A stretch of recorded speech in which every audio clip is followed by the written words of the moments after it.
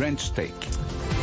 Et dans la French Tech ce matin, une plateforme sous marque blanche pour les marques de luxe pour organiser un marché de la seconde main.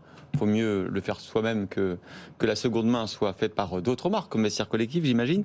Bref, on est avec Aymeric Deschamps, président et cofondateur de Foam. Bonjour. Bonjour à tous. Alors expliquez-nous, effectivement, en plus vous levez aujourd'hui 7 millions d'euros pour développer cette plateforme de seconde main en marque blanche. Qu'est-ce que vous offrez aux marques ? Nous, concrètement, effectivement, on a créé une plateforme technologique qui permet aux marques de se positionner sur le marché de la seconde main, qui est un marché en très forte croissance. Ah oui. Qui est estimé à 120 milliards d'euros aujourd'hui et en croissance de 30% chaque année. Et donc, on accompagne les marques pour leur permettre d'opérer facilement ce marché et donc de leur mettre à disposition une infrastructure logistique et e-commerce qui leur permet d'opérer facilement leur offre de seconde main en France, à l'international et sur leurs différents canaux de distribution. Joël de Montgolfier, qui est spécialiste luxe qu'on connaît bien ici à BFM Business, dit que d'ici 2030, la seconde main pourrait générer jusqu'à 20% du chiffre d'affaires des maisons de luxe. 20%, c'est énorme. Pourquoi ils ont besoin de vous ? Pourquoi ils ne créent pas en interne une solution pour faire de la seconde main ? En fait, si on réfléchit un petit peu, les marques de mode, leur métier, c'est avant tout de designer des prototypes et derrière de les faire confectionner par des sous-traitants. Et ensuite de raconter une histoire pour évidemment donner envie aux gens d'acheter leurs produits. Et donc en fait mettre en place une infrastructure de seconde main, c'est extrêmement complexe puisque ça demande d'opérer des flux qui sont très nombreux, de réaliser beaucoup d'opérations qui sont longues et parfois coûteuses.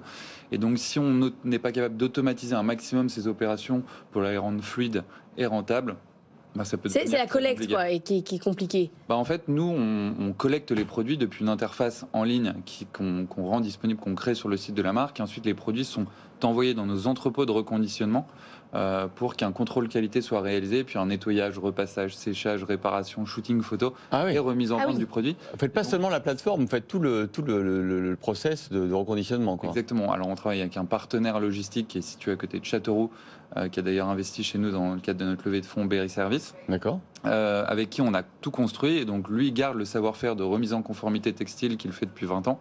Et nous, on a créé la technologie pour pouvoir facilement fluidifier toutes ces opérations. Anthony. Et du coup, c'est quoi le pitch que vous portez auprès des marques ? C'est si vous ne vous emparez pas de ce sujet de la seconde main, de toute façon, vos clients iront sur Vinted. En gros, c'est un peu ça l'idée.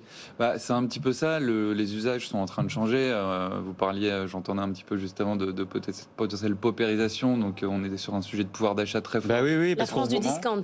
Mais y compris sur le luxe. Y compris sur le luxe.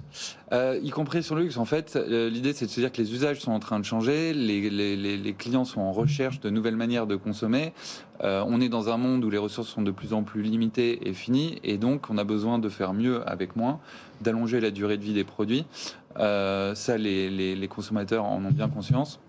Et donc, de plus en plus, se tournent plutôt que de se tourner vers des enseignes à bas coût de fast fashion, préfèrent aller vers des marques qui vont proposer le même niveau de prix, mais sur des produits de meilleure qualité à travers la seconde main. C'est intéressant ce que vous dites. Est-ce que du coup, comme pour la voiture d'occasion, on voit monter le prix de l'occasion des marques de luxe aujourd'hui ? Alors oui, il y a pour certains biens, il y a une certaine forme de spéculation, mais ça concerne pas du tout tous les produits. Ça va concerner des marques très spécifiques et qui sont les mastodontes du luxe aujourd'hui. Avec l'effet rareté. Avec l'effet rareté. Les montres, par exemple, qui valent plus cher d'occasion que neuf, par exemple. Exactement. Certains sacs aussi. Certains sacs aussi. Et donc l'intérêt justement de la seconde main, c'est pouvoir se dire, on est moins dépendant en tant que client final, on est moins dépendant du marché des tendances, mais on peut se créer son propre style à travers la seconde main et l'unicité des pièces qui... Est-ce que vous aidez du coup les marques à définir le prix ? Peut-être que certaines pièces ne peuvent pas descendre en dessous d'un certain prix, ou c'est pas du tout votre job ? Justement, tout l'enjeu, c'est le pricing. Nous, on développe des algorithmes pour ça, pour être capable... En fait, pour aider les marques à contrôler plusieurs choses. La désirabilité de l'offre qu'elles vont créer en seconde main. Je suis une marque, mes produits iconiques, ce sont des perfectos en cuir, par exemple, comme The Couples. Je vais donc racheter à un prix attractif les perfectos en cuir parce que ça représente bien ma marque, parce que ce sont des produits chers sur lesquels je vais marger et je vais avoir un bon taux d'écoulement. Là où une autre marque va se dire un t-shirt blanc d'il y a 10 saisons, ça a moins de valeur et je veux moins l'avoir. Et donc l'idée, c'est de permettre aux marques d'avoir la plus belle offre de seconde main sur leur site. Et de contrôler de cette manière-là leur distribution. Vous avez déjà séduit une trentaine de marques, on a le droit de dire leur nom ou pas ? Oui, bien sûr. Par exemple, votre dernière prise de guerre ?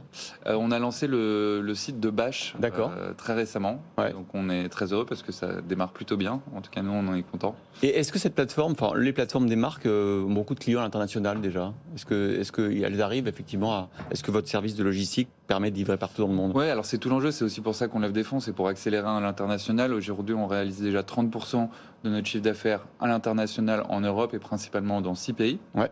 Et donc tout l'enjeu, c'est d'être capable d'accompagner ces marques qui sont globales, présentes sur tous les marchés, sur leurs différents marchés sur lesquels il y a un potentiel de seconde main. Donc aujourd'hui, principalement France, Belgique, Allemagne, Italie, Espagne et Pays-Bas.